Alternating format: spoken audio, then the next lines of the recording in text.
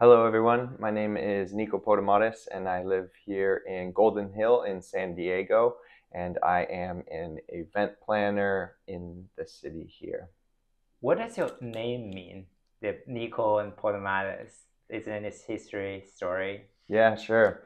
So my name Niko is a shortened version. My full name is Nicholas George Podimatis, and the story is that when I was born, my mom wanted a more traditional American name, and my dad wanted to name me Niko outright.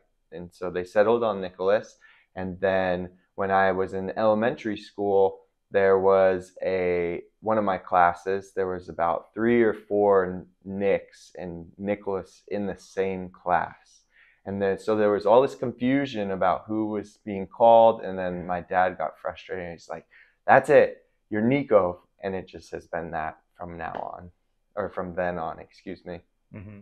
And and so on your ID, it's still Nicholas, I suppose. It's still Nicholas, yeah. I feel like it would be very rude to my mom to legally change my name to Niko, but I address myself as Niko, or I present myself to others as Niko, and only a select few will call me Nicholas.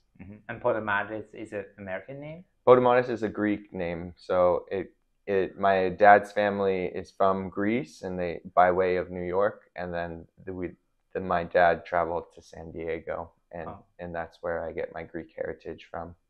And then have a couple questions about Toastmaster, because I came to know you through Toastmasters. How long have you been a Toastmaster member? I've been in Toastmasters about just over 4 years. And which clubs are you a member of? So currently I'm a member in Scripps Teasers. I am a member in Professional Men's, and then I am a member in San Diego Toastmasters 7. I'd like to congratulate for becoming a Distinguished Toastmaster recently. Thank you. How did you feel? It was kind of surreal. It was a lot of work. There's a lot of steps to become a Distinguished Toastmaster, and even to the final bit of submitting the paperwork and so forth was a challenge. And then to get the email back from Toastmasters International saying it was approved, I was walking into work and I was like, yes, yes. I was super excited as I was headed into work. So it was a great feeling to have put in all that work, done a variety of different tasks to accomplish the Distinguished Toastmaster, and be rewarded in that way. It's still a little bit weird when people introduce me as Distinguished Toastmaster, but I think it'll be something that I'll get used to as time progresses. So it took you 4 years to get here? Yeah, I kind of floundered in the beginning, and then I really found my stride. And once I became aware of the Distinguished Toastmaster, like the Distinguished Toastmaster Award or the recognition, I really had a goal of something to strive towards, and that's what pushed me to accomplish it. What did you have to do to achieve Distinguished Toastmaster? Sure. So what I had to do was really get involved in the community of Toastmasters outside of just the club level, because in the Distinguished Toastmaster requirements, you have to give speeches through 2 pathways, which is easy to accomplish in your club alone. But to do some of the leadership and the educational parts of the Distinguished Toastmaster, as well as the serving as a district leader, you really have to expand your community in Toastmasters and meet other people. I wouldn't have accomplished the Distinguished Toastmaster if I hadn't been given opportunities by Jennifer Saunders and other people in Toastmasters to allow me to start a new club or do a youth leadership program and teach kids how to publicly speak. So it really is, it's something that's awarded to me, but it takes other people to accomplish it, for sure, the support of others.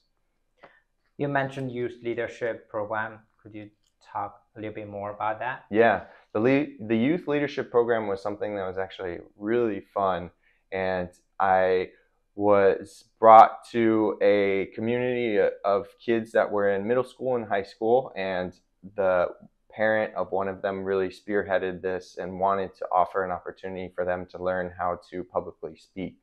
So I was brought in and asked to kind of recreate a Toastmaster meeting for these kids. And the first meeting, I presented a lot of the information, and each of the subsequent meetings, I would have an example of what needed to, or what we were working on, whether it be gestures or vocal variety. Each week had a central focus, and then the kids took it from there. They did table topics, they did shorter prepared speeches, about 2 to 3 minutes, and they did this for about 8 weeks. And at the end of it, we gave them awards saying they had completed this educational program through Toastmasters. And to see them be shy in the beginning and to see them grow over such a short period of time, only 8 weeks, and meeting 1 hour a week, was really awesome. And it brought a lot of joy to me. And I think it's been one of the more rewarding things I've done in Toastmasters, definitely.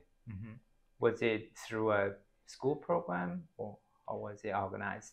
It was organized by the parent. The parent reached out to Toastmasters, and then I was brought in to help them at that point. Okay. Yeah, organized through schools, as I believe is the Gavel Club for the youth.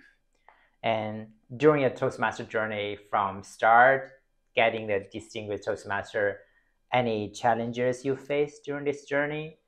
I think the challenge that I faced was just getting into it. Like I said, I kind of floundered in the beginning. I wasn't involved in meetings, and then I wasn't giving speeches regularly, and then I was afforded the opportunity in the Scripps Teasers Club to become the Sergeant-at-Arms.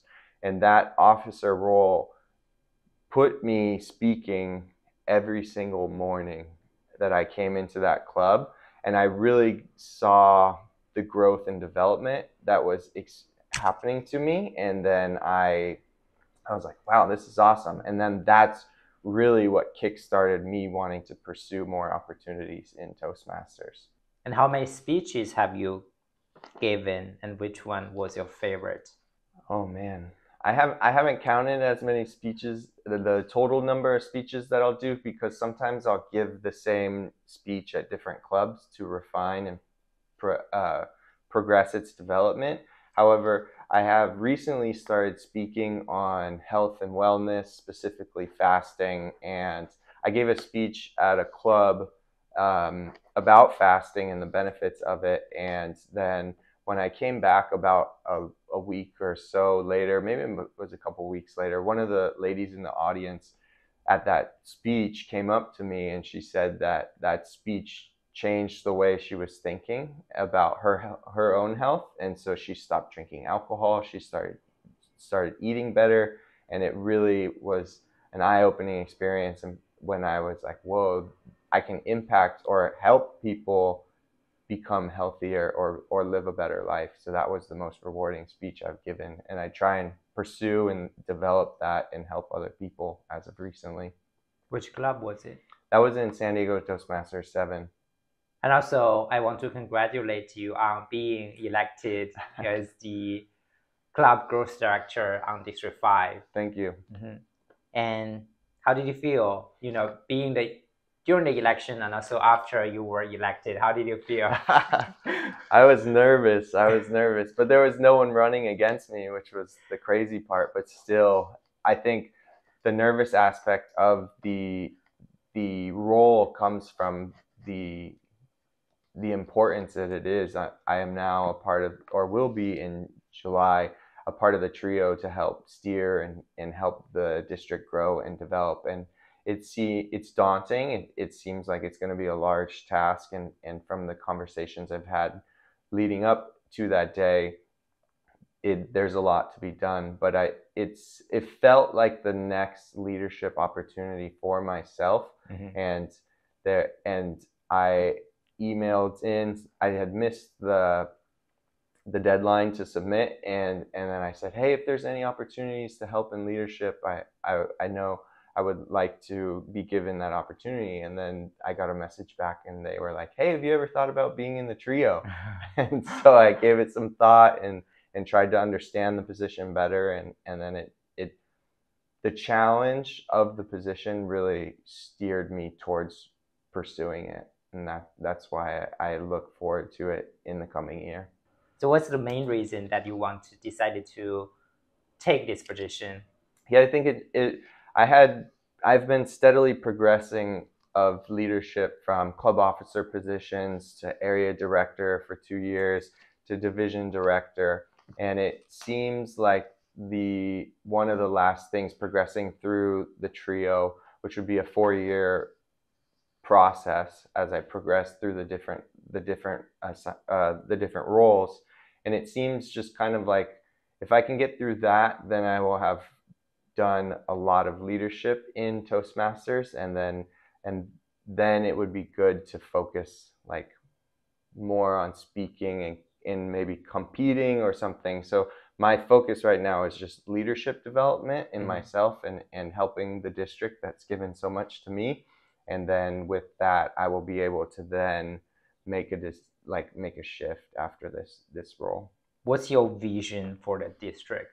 Yeah, I think the vision for the district is really getting the members that we have currently excited about Toastmasters and involved, and then using that enthusiasm and excitement to help build and develop new clubs, because that will be my focus ultimately, is supporting the members in the clubs that we do have, and then developing new clubs for our district to grow. Do you have already started to think about your plan as a club growth structure in this year? Not too much. I have been given some supplemental documents to read through and start assembling a team, and that's where I'm at currently with it. So I'm trying. It's a lot to take in, so I'm trying to just plan and also like find people that are willing to help support and help the district strive and succeed. Is there like any challenges that you think you might face during this journey? I'm sure there is, for sure. I think it seems like a lot of work to transfer a club and pursue leads, and it's almost like sales, to sell and develop and new clubs in the district. And I think lead generation as a funnel, because if leads aren't coming in, then we can't convert things to actual clubs. So I think lead generation is going to be the major focus, because that's where it all starts. What officer positions, club officer or district leadership, have you held before? Have I held before? I have been the Sergeant-at-Arms, as I mentioned. I have been the VP of Education, VP of Membership. I've been a president. That's all at the club level. And I'm serving currently as immediate past president in one of my clubs. So that's at the club level.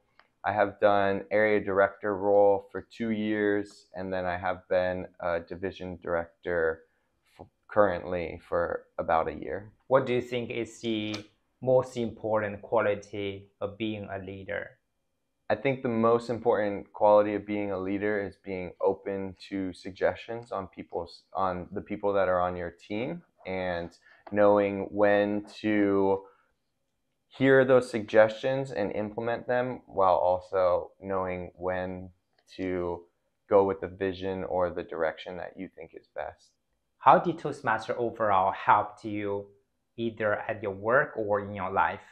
When it comes to work, I have been more confident in myself in meetings, and I used to be very kind of reserved and quiet, and would allow my coworker to kind of take lead on these projects or meetings. And Toastmasters has helped me kind of find a voice and be confident in myself and take the lead on these other opportunities that are afforded to us. And in my personal life, I feel that Toastmasters has made me just more aware of conversation that's happening and more comfortable in it, and not so much the communicating itself, but the listening aspect, which I think I picked up tremendously from evaluations, because you have to actively listen and formulate a